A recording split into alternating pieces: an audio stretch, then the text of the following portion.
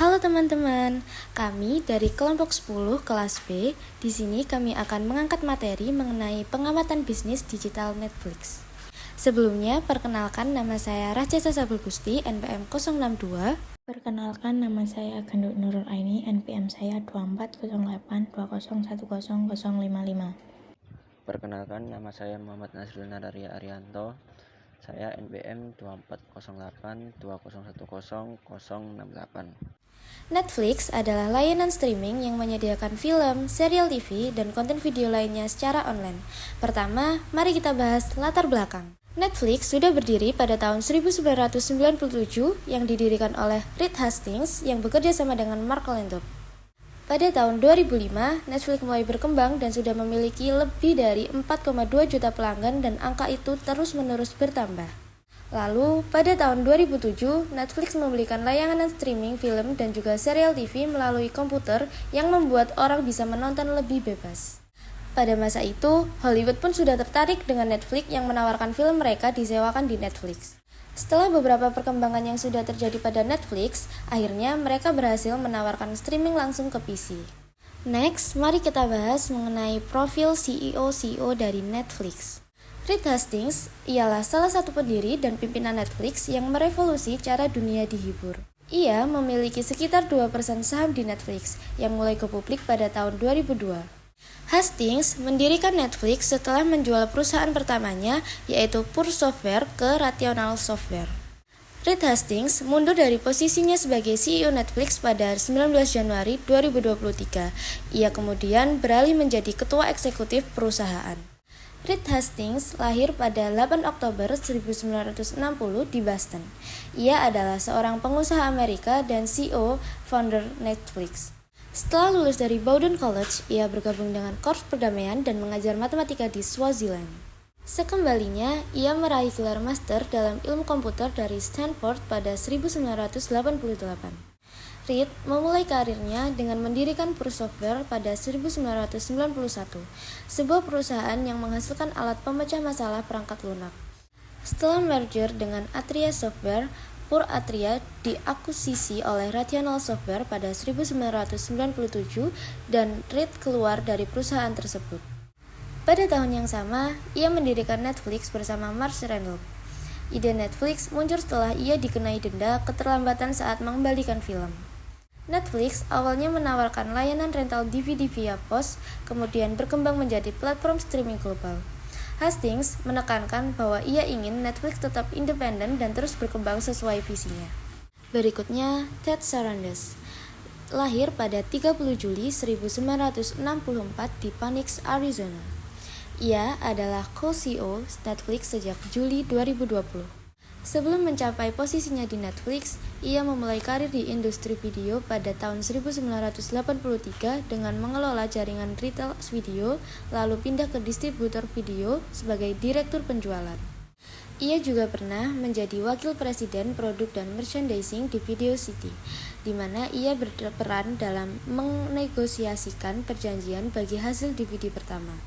Selain di Netflix, Ted terlibat aktif dalam berbagai organisasi film seperti Dewan Penasihat Festival Film Tribeca dan Asosiasi Dokumenter Internasional.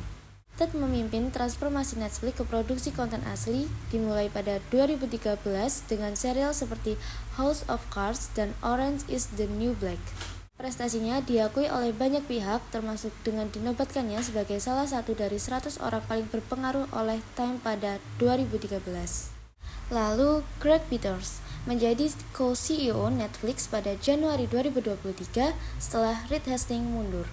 Sebelumnya, ia menjabat sebagai Chief Operating Officer dan Chief Product Officer yang bertanggung jawab atas pengembangan produk dan teknologi global.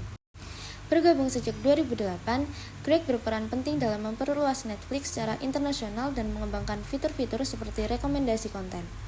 Sebagai co-CEO, ia bekerja sama dengan Ted Sarandos untuk memimpin perusahaan.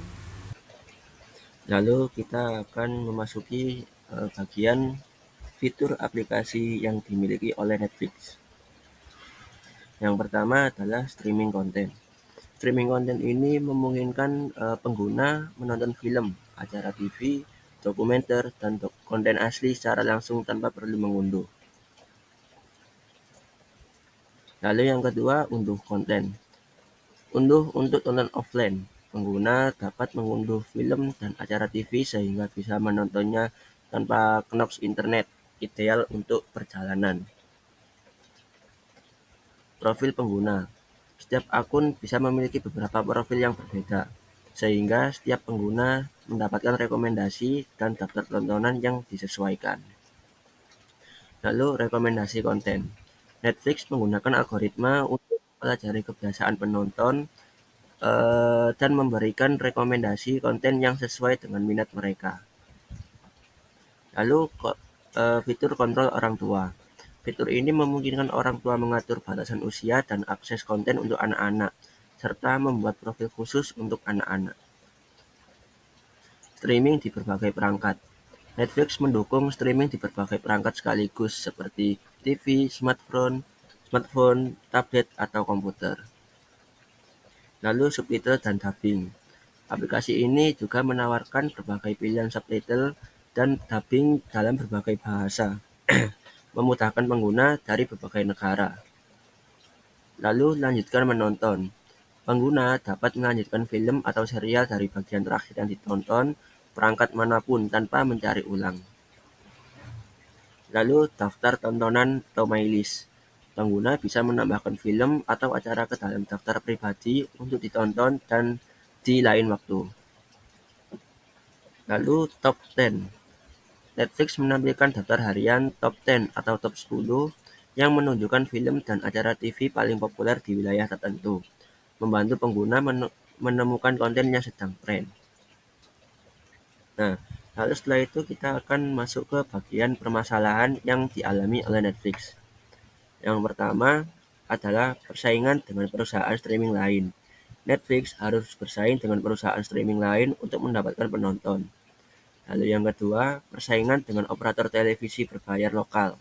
Netflix menghadapi persaingan ketat dari operator televisi berbayar lokal dan penyedia layanan VOD di banyak negara.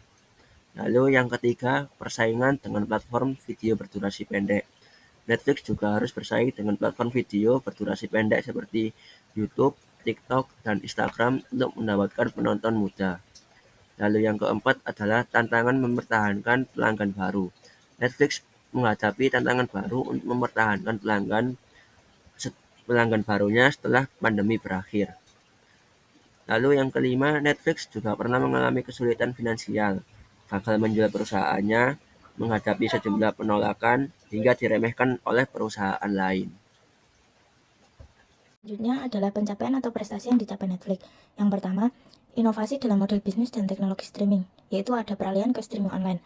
Salah satu langkah paling revolusioner yang dilakukan Netflix adalah memperkenalkan model bisnis streaming online yang mengubah cara orang menonton konten hiburan. Mereka berhasil menggantikan format tradisional penyiaran televisi dengan menawarkan akses langsung ke berbagai konten melalui internet, dengan memungkinkan pelanggan untuk menonton film, serial TV, dan program lainnya tanpa harus terikat pada jadwal siaran tertentu. Netflix tidak hanya membebaskan pengguna dari keterbatasan waktu, tetapi juga menggugah industri hiburan secara keseluruhan untuk mengikuti tren digital ini. Nah, selanjutnya ada teknologi adaptive streaming. Netflix juga memperkenalkan teknologi adaptive streaming yang canggih. Teknologi ini secara otomatis menyesuaikan kualitas video yang diputar berdasarkan koneksi internet pengguna, memastikan pengalaman menonton yang lancar dan tanpa gangguan. Dengan cara ini, Netflix tidak hanya mengatasi masalah buffering yang sering terjadi pada layanan streaming lainnya, tetapi juga memberikan pengguna kemampuan untuk menikmati konten dalam kualitas yang optimal sesuai dengan kondisi jaringan mereka. Yang kedua, original konten Netflix, yaitu ada serial original yang mendunia. Netflix telah sukses menciptakan portofolio konten original yang sangat beragam dan menarik. Serial seperti Stranger Things dan The Crown tidak hanya meraih popularitas global, tetapi juga menciptakan fenomena budaya yang memengaruhi cara orang menonton dan mendiskusikan serial TV saat ini. Lalu ada film original dengan penghargaan. Selain serial TV, Netflix juga berinvestasi dalam produksi film-film original yang mendapatkan pengakuan luas dalam industri film.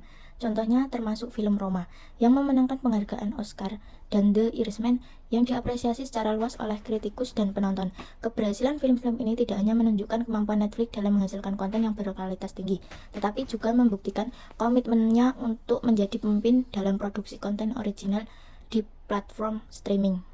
Yang ketiga, ekspansi global, yaitu ada peluncuran di berbagai negara. Ekspansi global Netflix merupakan langkah strategis yang menghadirkan tantangan besar sekaligus kesempatan untuk tumbuh. Peluncuran di berbagai negara memerlukan adaptasi terhadap peraturan lokal, preferensi penonton, dan persaingan dengan layanan streaming lokal. Lalu ada konten lokal untuk pasar internasional. Salah satu kunci keberhasilan Netflix dalam ekspansi global adalah kemampuannya untuk menawarkan konten lokal yang relevan bagi pasar internasional. Mereka tidak hanya mengimpor konten dari Amerika Serikat, tetapi juga aktif dalam produksi konten khas dan pengakuan di industri hiburan, yaitu ada penghargaan Emmy, Golden Globe, dan Oscar. Netflix telah mengukir namanya di industri hiburan dengan memenangkan berbagai penghargaan bergengsi, seperti Emmy, Golden Globe, dan bahkan Oscar.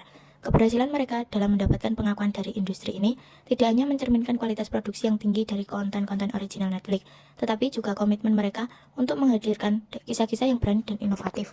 Lalu ada pengakuan dari kritikus dan penonton. Selain memenangkan penghargaan, Netflix juga dikenal karena mendapat pengakuan luas dari kritikus dan penonton. Serial seperti Stranger Things dan film-film seperti Roma tidak hanya disukai oleh kritikus untuk kualitas cerita dan pembawaan aktingnya, tetapi juga mendapatkan pujian dari jutaan penonton di seluruh dunia.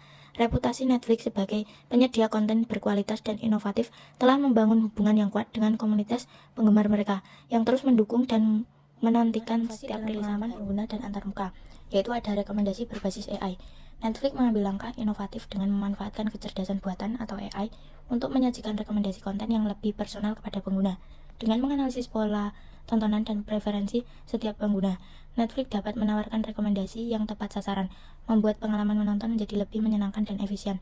Fitur ini tidak hanya membantu pengguna menemukan konten yang mereka sukai dengan lebih mudah, tetapi juga meningkatkan keterlibatan pengguna dalam platform mereka. Lalu ada fitur interaktif dan pengalaman menonton yang unik. Selain itu, Netflix juga menghadirkan fitur interaktif dalam beberapa programnya, seperti memilih ending cerita atau mempengaruhi alur cerita dengan keputusan pengguna. Hal ini tidak hanya menambah dimensi baru dalam cara kita menonton konten digital, tetapi juga menarik bagi pengguna untuk terlibat lebih dalam cerita yang mereka ikuti. Lalu ada trending saham Netflix tanpa resiko. Netflix tidak hanya berhasil merevolusi cara kita menikmati hiburan dengan memindahkan tayangan televisi ke platform streaming online, tetapi juga mengubah wajah industri hiburan secara keseluruhan. Dengan menciptakan model bisnis yang inovatif dan teknologi streaming yang adaptif, Netflix telah mengatasi banyak tantangan dan menjadi inspirasi bagi pengusaha media lainnya di seluruh dunia. Nah, itulah beberapa pencapaian atau prestasi yang telah dicapai oleh Netflix. Lalu kita akan membahas bagaimana cara Netflix mendapatkan keuntungannya. Netflix mendapatkan keuntungan dari 3 cara utama, yaitu yang pertama, berlangganan. Netflix menawarkan 3 paket langganan untuk pengguna, yaitu dasar, standar, dan premium.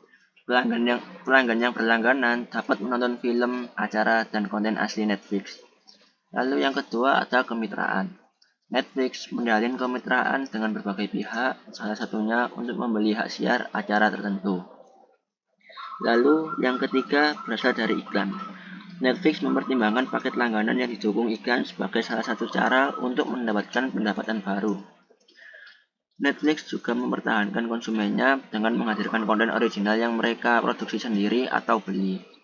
Netflix memiliki tim eksekutif kreatif dan pembeli yang menerima promosi konten. Netflix juga menjalin hubungan yang erat dengan komunitas kreatif dan agensi bakat untuk mendapatkan ide proyek. Sekian penjelasan dari kami, semoga apa yang kami sampaikan dapat bermanfaat dan memberi informasi bagi pembaca dan pendengar. Mohon maaf apabila ada salah kata atau penyebutan. Terima kasih.